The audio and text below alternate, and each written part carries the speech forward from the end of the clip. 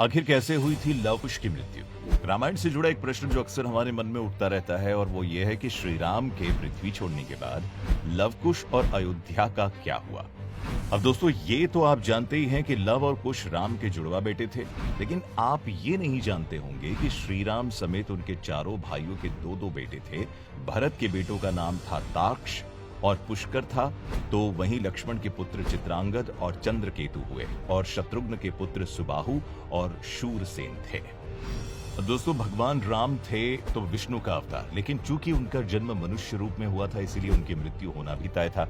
इसीलिए माता सीता के पृथ्वी में समाने और लक्ष्मण का प्राण त्यागने के बाद भगवान राम भी सरयू की नदी में विलीन हो गए, लेकिन पृथ्वी छोड़ने से पहले वो राज्य को उचित हाथों में सौंप गए थे। भगवान राम ने अपने पुत्रों सहित किसी को भी अयोध्या का राज्य नहीं दिया, बल्कि उन्होंने अपने पूरे राज्य को 8 राज्यों में विभाजित किया और इन 8 राज्यों को रघुकुल के 8 राजकुमारों में बांट दिया, जिनमें लव कुश के अलावा उनके भाई के 6 पुत्र शामिल थे। श्री राम के समय में भी कौशल राज्य उत्तर कौशल और दक्षिण कौशल में बटा था।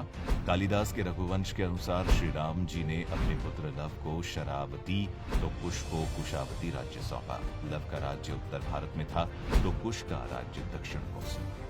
कुश की राजधानी कुशावती आज के बिलासपुर जिले में थी। बता दें कि कोसल को श्री राम की मां कौशल्या की जन्मभूमि माना जाता है।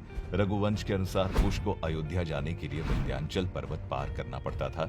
इससे सिद्ध होता है कि उनका राज्य दक्षिण कौशल में था।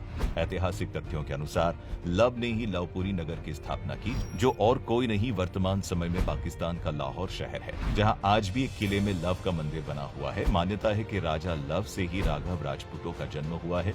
इनमें बरगुर्जर, जयास और सिकरवारों का वंश चला। इसकी दूसरी शाखा सिसोदिया राजपूत वंश की थी, जिसमें बैसला और गहलोत वंश के राजा हुए। वहीं कुश वंश से कुशवाहा, मौर्य, सैनी, शाक्य संप्रदाय की स्थापना मानी जाती है।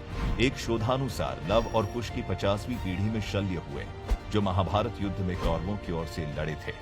ये इसकी गणना की जाए तो लव और कुश महाभारत काल के 2500 वर्ष पूर्व से 3000 वर्ष पूर्व हुए थे।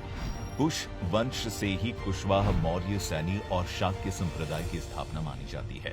राजा कुश ने कुमदावती से विवाह किया था और वो अतिथि के पिता बने, जो खुद एक पराक्रमी राजा हुए। एक दूसरी जानकारी के अनुसार कुश की ही 50वीं पीढ़ी में शल्य का जन्म हुआ, जो महाभारत काल में कौरवों की तरफ से युद्ध में शामिल हुए थे। कुश ने कुछ समय तक अयोध्या पर भी राज किया, लेकिन वो अपने पिता राम जितने पराक्रमी राजा नहीं थे और असुर दुर्जय के साथ युद्ध में वो वीर गति को प्राप्त हुए। वहीं राजा लव की मृत्यु की जानकारी हमें धर्म ग्रंथों में नहीं मिलती, लेकिन उनके वंशज आज भी इस धरती पर जीवित है, जो प्रमाण है कि वो गृहस्थ थे। तो दोस्तों, आज हमने मिलकर जाना कि कौन है भगवान राम के वंशज और कैसे हुई थी लव कुश की मृत्यु। अगर आपके मन में इससे जुड़ा कोई और भी प्रश्न आता है तो हमें नीचे कमेंट करके जरूर बताएं। वीडियो पसंद आई हो तो इसे ज्यादा से ज्यादा लाइक और शेयर करें। फिर मिलेंगे ऐसी ही कथा के साथ, तब तक के लिए अलविदा।